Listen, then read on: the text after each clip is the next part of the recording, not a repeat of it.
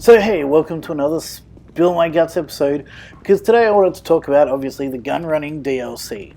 I think it's awesome. I really do. I think it's fantastic. I think what's being created and what's being provided is absolutely amazing. So I'm very happy with it. Oh my gosh, I just paid $22,200 in utility charges and business stuff for the day, and my bunker staff $9,400.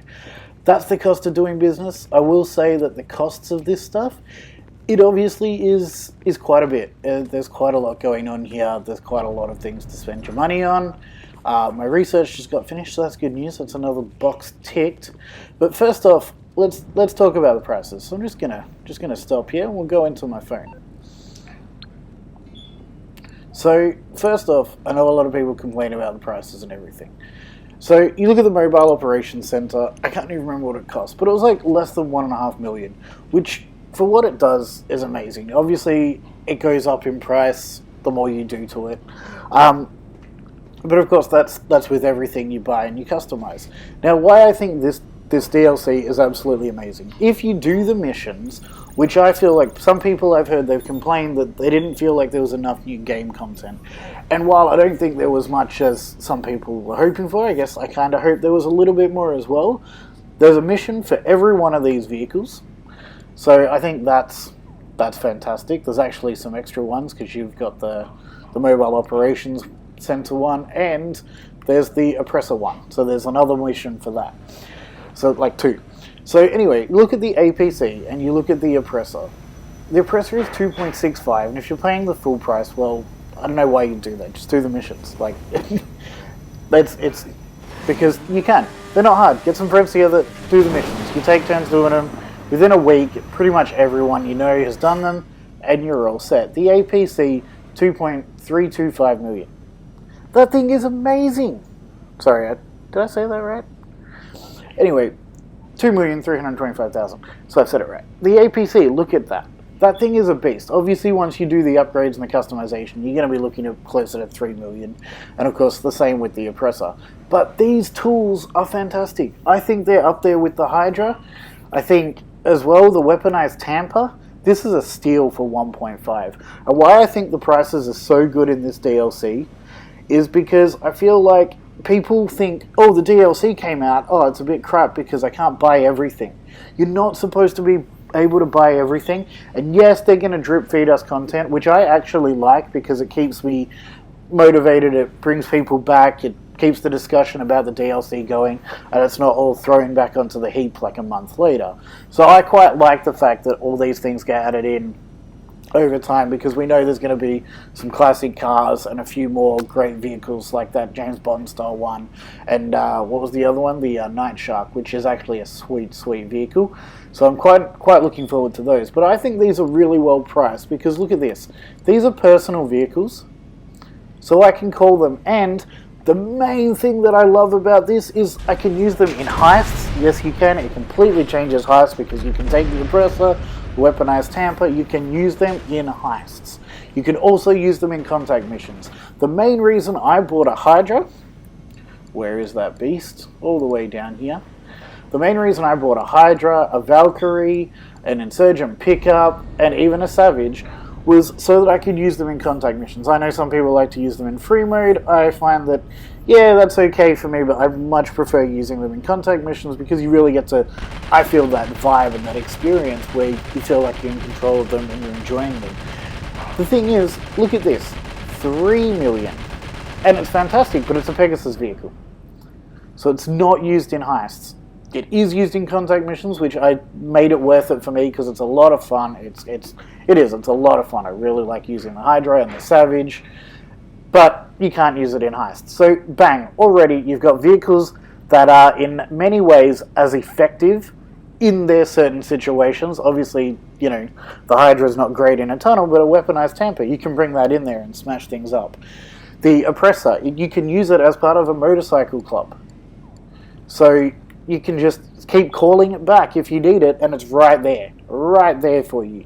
Like, that's insane, because this thing, it just gives you ease of travel all over the map. What I do think was expensive was the Ruiner. At 4.32 at its cheapest price, that that was crazy expensive. The armored Boxville, which is barely armored at 2.2 million, ridiculously expensive, right? Ridiculously expensive. These things, I feel like, especially now that the Gunrunning update has come out, armored Boxville, highly obsolete compared to an APC, which, look at that, 2.2 million, 2.325. This thing smashes that out of the water. So I think these two vehicles completely overpriced. I really do enjoy the Ruiner, but with only 8 missiles, and the fact that you cannot use it in contact missions, which I feel like is ridiculous, because look at all the other toys you could use. The Hydra, the Savage, the Insurgent Pickup, the Tank, but you couldn't use this. I don't feel like it's that much more OP than those vehicles.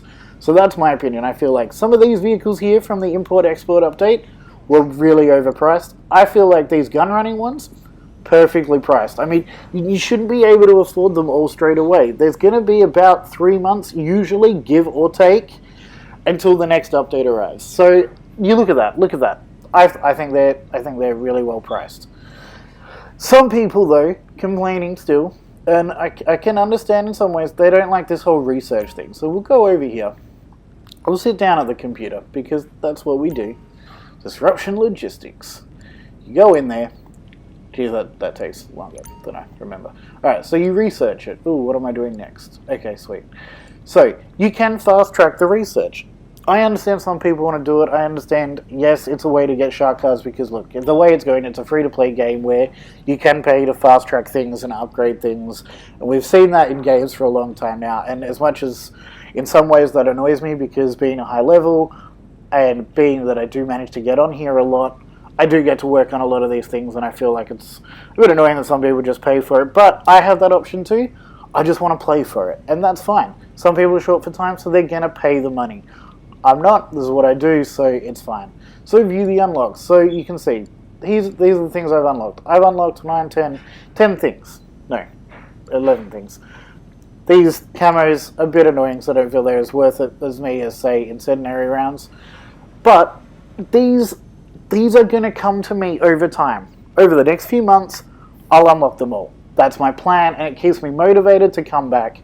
Because I know a lot of people are like, yeah, stick the elastic band on there, sit there AFK, and you'll get all your research done. And yeah, sometimes I'll just leave the game going a little bit while I go and make a sandwich and come back. Because you do. You want to get through them. And I think that's fine, because you can pay for it.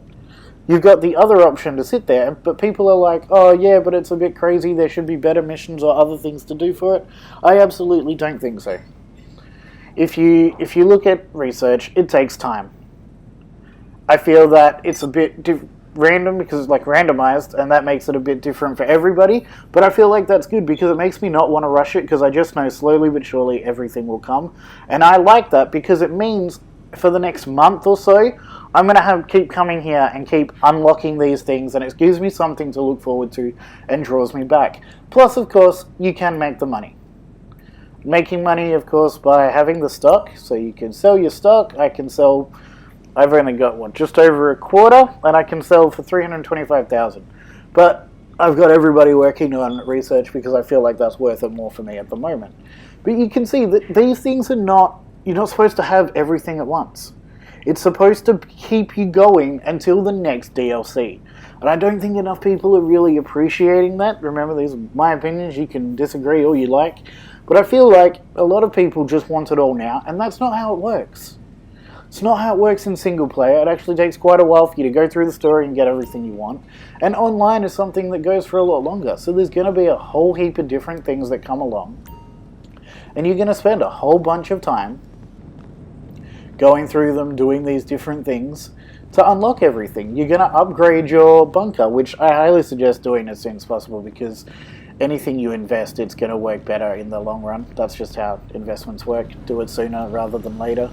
But yeah, I really like my bunker. I really like the new toys. They're absolutely fantastic. I'm going to be having them in the Tales of 47, so you'll get to see over the coming weeks. I'm going to take a week hiatus, though, to work on the Rockstar Editor competition. I'm going to focus a lot of my energies on that, so I won't be posting to YouTube that regularly that week. But when you go through it, over the next coming, weeks and months, you'll see I'm going to be using these vehicles. I'll still be doing death matches and things like that, but this DLC offers a lot. I mean, that truck, that Mobile Operations Center, That thing is a beast. That was a wall I walked into. That thing is a beast, and it cost not that much. Like, when you think about the price of an X80, I think things were inflated. Rockstar's working on getting rid of cheaters. Things are going to reasonably good prices. And remember, patience. You're not supposed to have it all today. Alright, so I appreciate you took the time to listen. Whether you agree with me or not, that's fine. If you want to argue about it, if you want to say, yeah, right on, you can leave a comment.